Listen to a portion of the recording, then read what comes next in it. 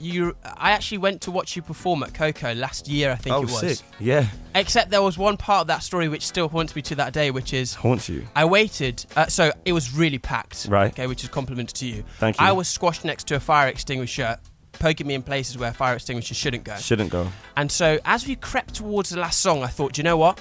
I've seen my favourite ones. He's thrown elephants into the crowd. Yes. In fact, that might have been just before. And I thought, okay, I've got to get out of here before the stampede. Yes. And I nipped to Lidl to get a 69p bottle of water. Yes. And I miss when you bring JME out. And from now on, I just can't go into Lidl. You know?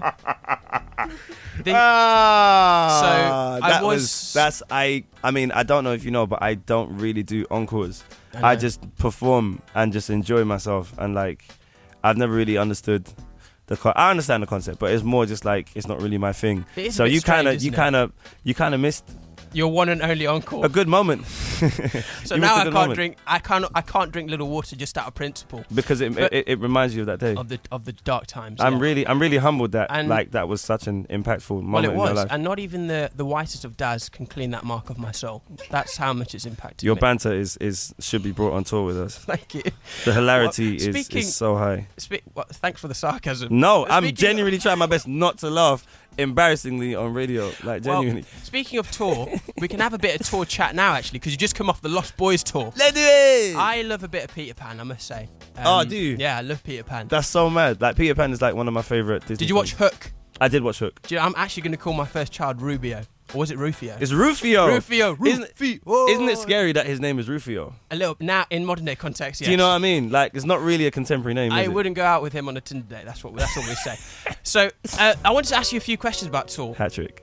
I once had a rider. Yes. Yeah. And it was, admittedly, it was a bottle of water. I think that was not so much as a rider as a survival it still counts. kit. It still counts. It still counts because comedians just have water as part of it. So this is a question about a magic rider. It's not a euphemism. It's about your actual tour rider. What's the magic rider for you? Magic rider for me. You walk into that room. What's there laid out before you? I mean, first and foremost, there has to be an assortment of rums. Yeah, it has to be an assortment of rums. Fallen at the first. I really don't care if it's 11:15 in the afternoon. Like, ladies and gentlemen, Shakka with 2Ks adores rum. The second thing that I would have as part of my rider is an assortment of teas. Two extremes there. Are you bringing Mary Berry along? No, I just need it for warm-ups. Right. Oh, yeah, I need tea for warm-ups. Nice. I need it to make sure that my voice is velvety smooth for women to cry. Got the tea.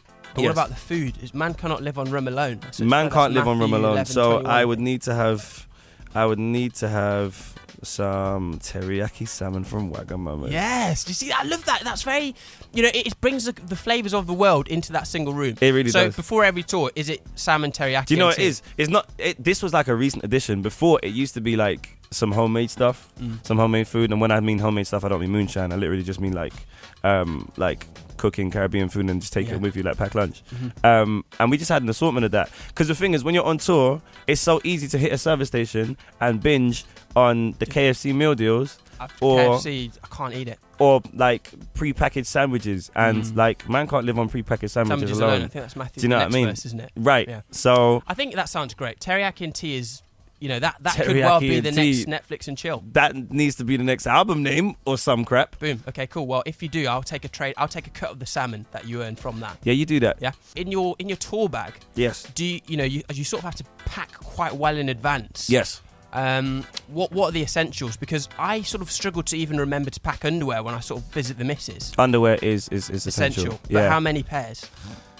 3, For an entire tour? No, just for one date. That must be real strong. For one date. For one date? Yeah. Wow. Genuinely. Because sometimes the teriyaki. Have you not seen the amount of sweat that like goes up and down my body when I'm I jump up and down like the Michelin Man, like it's crazy. Like, was the Michelin Man a jumper? The Michelin Man was in all white, I can tell you that much. Energy levels wise, speaking of jumping up and down. Yes. I feel like energy, from what I've seen of your Twitter and your Instagram, is very much your USP whilst on tour. Yeah, a lot of tweets being retweeted of, the energy was insane. Yeah. It got me wanting to go outside and like cartwheel over a police car, all that kind of stuff. And it's very much like, I always think of it like, do you ever watch Dragon Ball Z? Yes. You know when Goku does a spirit bomb? Yes. And he like sucks in all of the energy, and it's like From all everywhere. No, people's he's positive vibes. given all of the energy. Okay, like, so let's not. We really have to do Goku justice here. Okay, fine. Do you know what I mean? Do the justice. Right. So he's given energy. He's given energy from the rest of the world and all of his friends and his people in order to defeat whichever foe and evil spirit exists. At that moment, it was Frieza. Hang tight, Dragon Ball Z fans. In your spirit bomb, yes. What energy is going into that? That's such a good question.